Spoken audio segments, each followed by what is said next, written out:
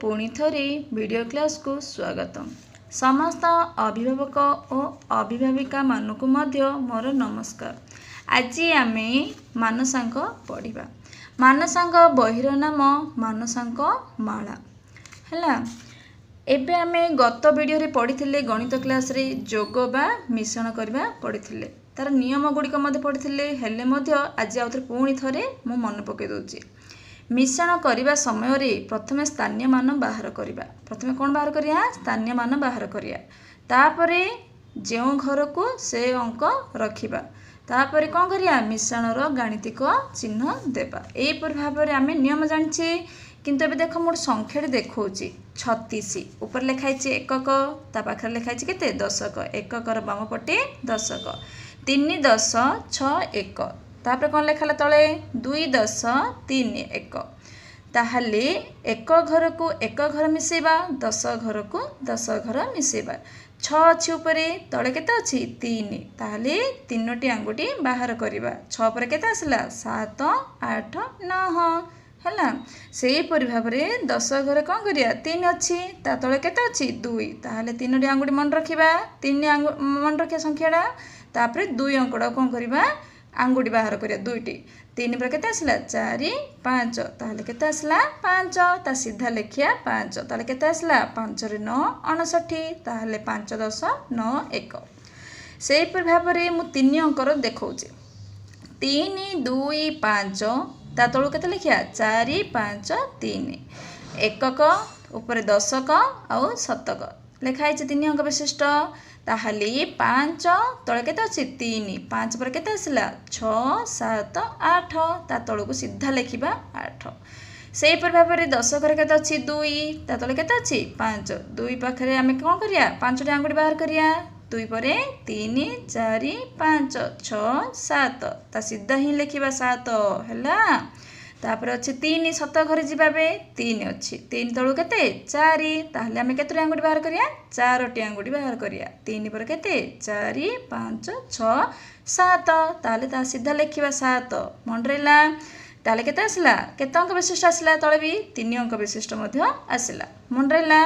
एबे आमे जानिचे जोग केमती करिबार एबे जानथला ना। किंतु जोगर आमे धारागंत गुडियो केमती करिबा हैला। प्रथमे प्रश्न गुटे मु दउची, तापर भल भाबरे आमे प्रश्न भल भाबरे देखिबा बुझिबा पढ़िबा जाय कि हबो नल हबोनी।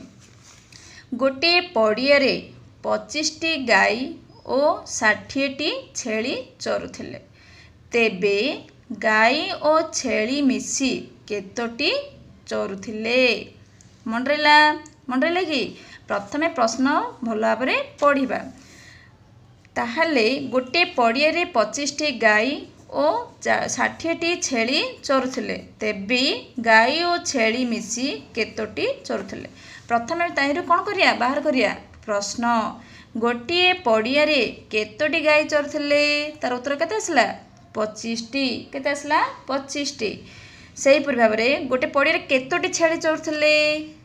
उत्तर केते आसला 60टी। ताहले गाई और छेली मिसी केतोटी चरुथिले पड़िया रे?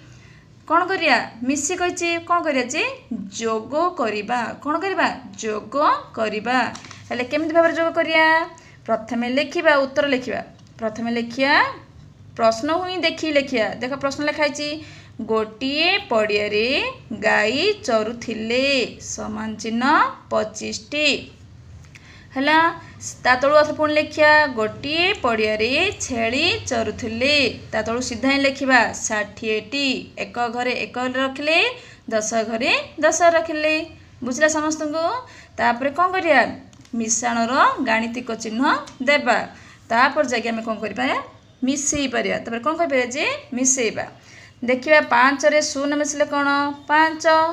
2 रे 6 मिसले केते 8। ताले केते आसले 85टी। टी लिखिया ता साइड रे कोन लिखिया टी। ताले गाई और छेली मिसी केतोटी चरुथिले 85टी हैला। तापर कोन लिखिया तळु को अतएव। अतएवर चिन्ह जानिचो 3टी टुपा मन रहला। 3टी टुपा नै कोन होछ जे त्रिभुज गुडे हे पड़छ ना। सेही पर भाव रे ତିନୋଟି ଟୋପା ଆମେ ଚିହ୍ନ ଦେବା ତାପରେ ତାର ଆନ୍ସରଟା ଲେଖିବା। ପ୍ରଶ୍ନଟା ଦେଇଛି ଦେଖ, ତେବେ ଗାଈ ଓ ଛେଳି ମିଶି କେତୋଟି ଚରୁଥିଲେ, ସେ କେତୋଟି ଜାଗାରେ ଉତ୍ତର ଲେଖିବା। କେତେ ଉତ୍ତର ଆସିଲା? 85ଟି ହେଲା। ମନେ ରହିଲା? ଧାରା ଗଣିତ କେମିତି କରିବା ମନେ ରହିଲା ତ ସମସ୍ତଙ୍କୁ? ଇଏ ଗୋଟେ ପ୍ରକାର ଧାରା ଗଣିତ। ଗଣିତ କରିବା। ନମ୍ବର 2 ହେଲା, ଗୋଟିଏ ଡାଲାରେ 25ଟି ସେଓ, 20ଟି କମଳା ଓ 10ଟି ପିଜୁଳି ଥିଲା। ମୋଟ ଫଳ ସଂଖ୍ୟା କେତେ ଥିଲା? ମନେ ରହିଲା? କ୍ୱେଶ୍ଚିନ୍ ଭଲ ଭାବେ ଦେଖିବା ଆଉ ବୁଝିବା ମଧ୍ୟ। ହେଲେ ପ୍ରଶ୍ନ କ'ଣ ବାହାରିବାରେ ନା ଡାଲାରେ କେତୋଟି ସେଓ ଥିଲା, ଡାଲାରେ କେତୋଟି କମଳା ଥିଲା ଓ କେତୋଟି ପିଜୁଳି ଥିଲା। ତାହେଲେ ଏବେ କ'ଣ କରିବା ନା ମୋଟ ଫଳ ସଂଖ୍ୟା କେତେ ଥିଲା। ମୋଟ କହିଲା ମାନେ କ'ଣ କରିବା ନା ମିଶେଇବା ବା ଯୋଗ କରିବା। ଏଥିରେ ଆମେ ଜାଣିଦେଲେ, କ୍ୱେଶ୍ଚିନ୍ ଜାଣିଦେଲେ, ସେହିପରି ଭାବରେ ଏବେ କ'ଣ କରିବା ସମାଧାନ କରିବା। ଗୋଟିଏ ଡାଲାରେ ସେଓ ଥିଲା ସମାନ ଚିହ୍ନ 25ଟି। ତା ତଳକୁ ଲେଖିବା କମଳା ଥିଲା 20ଟି, ପିଜୁଳି ଥିଲା 10ଟି। ଏଇଟା କେତେ ଅଙ୍କ ବିଶିଷ୍ଟ? ସବୁ 2 ଅଙ୍କ ବିଶିଷ୍ଟ। ସଂଖ୍ୟା ଲେଖିଲା ପରେ କ'ଣ ଲେଖିବା? ଟି ସବୁ ଲେଖିବା ହେଲା।